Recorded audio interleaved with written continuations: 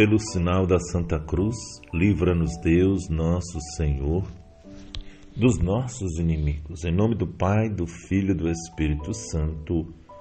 Amém. Hoje, o último dia da Semana da Família, dia 15 de agosto. E o tema em cima do Evangelho de hoje, é permitido despedir a esposa? Mateus 19, de 3 a 12. O que você acha? Responde aqui embaixo. É permitido abandonar, despedir, largar a esposa ou o esposo? Vamos ver o que Jesus diz, Mateus 19, de 3 a 12. Naquele tempo, alguns fariseus aproximaram-se de Jesus e perguntaram, para o tentar: é permitido ao homem despedir sua esposa por qualquer motivo? Jesus respondeu: nunca lestes que o Criador, desde o início, os fez homem e mulher? E disse: por isso o homem deixará pai e mãe e se unirá à sua mulher, e os dois serão uma só carne. De modo que eles já não são dois, mas uma só carne. Olha aqui a resposta. Portanto, o que Deus uniu, o homem não separe. Os fariseus perguntaram: então como é que Moisés mandou dar certidão de divórcio e despedir a mulher?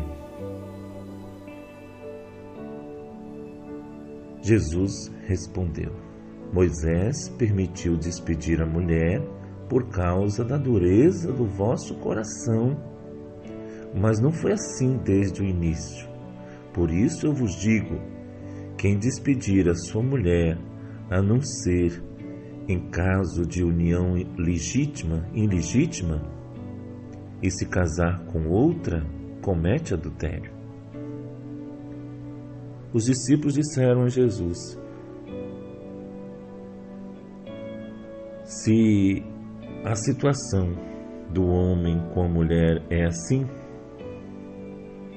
não vale a pena casar-se. Jesus respondeu: nem todos são capazes de entender isso, a não ser aqueles a quem é concedido. Com efeito, existem homens incapazes para o casamento,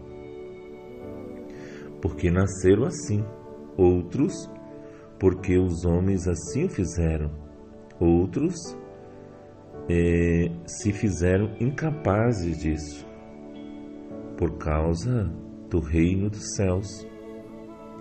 Quem puder entender, entenda. Palavra da salvação. Glória a vós, Senhor. Meu irmão, minha irmã, acredito que este Evangelho deu para responder aquela nossa pergunta. É lícito? Pode abandonar a sua esposa? Os discípulos perguntaram a Jesus se era permitido o homem despedir a sua mulher por algum motivo. A resposta de Jesus foi clara, para não dizer dura e seca. Ele disse o que Deus uniu, o homem não separa. Isso equivale não só ao homem como motivo de separação, mas também a mulher não deve separar o que Deus uniu. Tem muita gente hoje dizendo que a família está em crise, que está em extinção, parece que está em expressão da realidade à luz dos acontecimentos, porém, à luz da fé, à luz da esperança, podemos dizer que tudo passa menos a palavra e as promessas de Jesus Cristo. A prova disso são as pastorais da família, existentes em muitas paróquias e que continuam firmes, principalmente nessa nossa região, na nossa diocese de Colatina, diocese de São Mateus,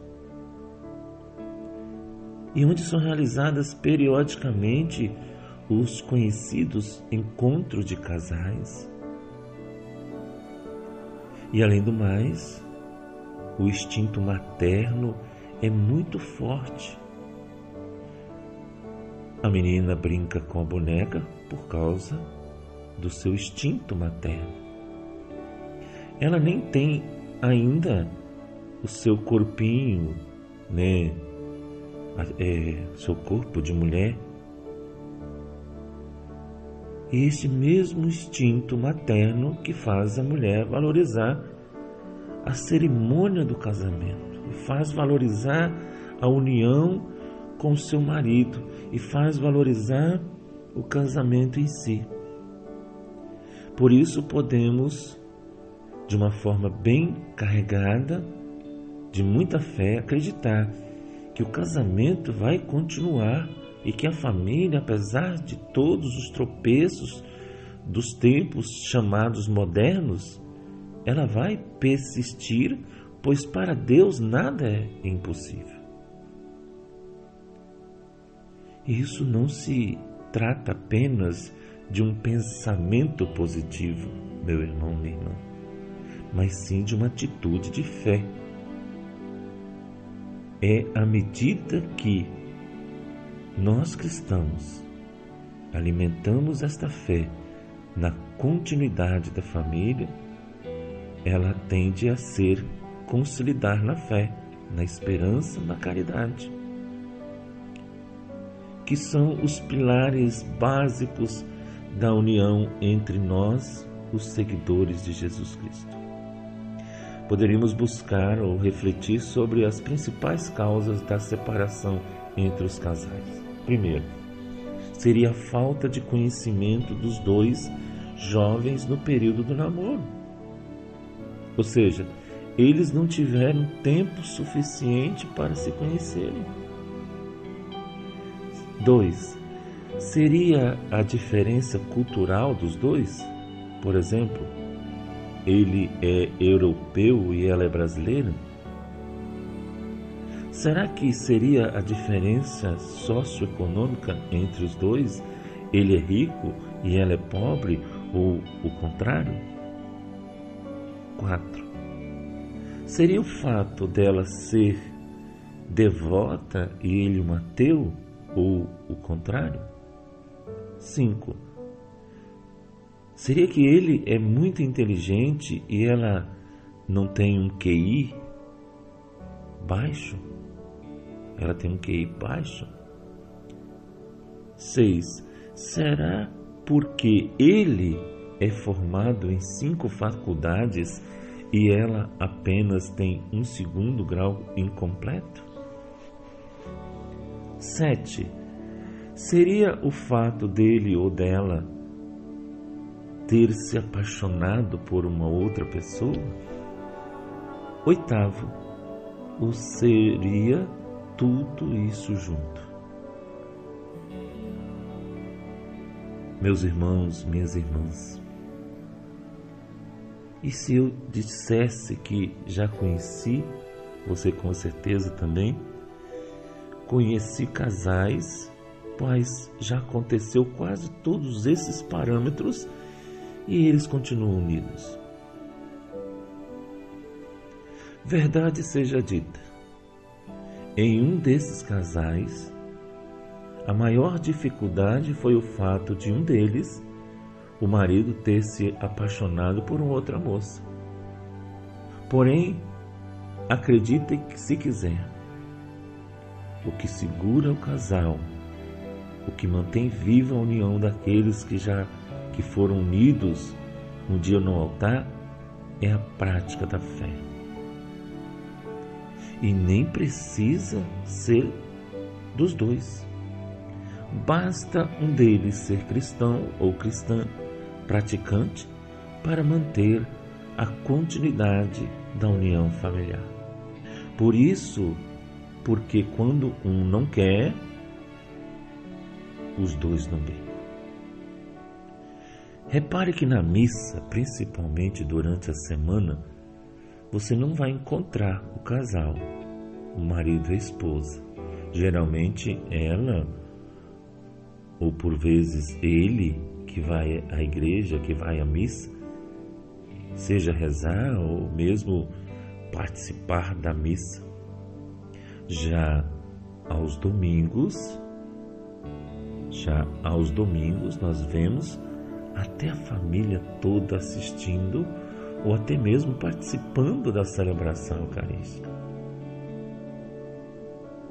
Isso é o quê? É a fé vivida, praticada diariamente, mesmo que seja apenas por um dos membros do casal, que faz com que os dois se corrigem, se suportem, se aturem, se perdoem e permanecem unidos apesar dos arranhões nas convivências diárias. Arranhões ou ofensas que são perdoadas em nome de Jesus. Porque o casal consciente e unido pelo amor de Cristo sabe que não existe alternativas válidas. Ou seja, se trocar a esposa por outra, aquela também terá outros e outros defeitos. O mesmo acontece se substituir o marido. O outro homem também tem outros defeitos. Meu irmão, minha irmã, a família não vai acabar. Coragem. Faça a sua parte. Em nome do Pai, do Filho e do Espírito Santo. Amém.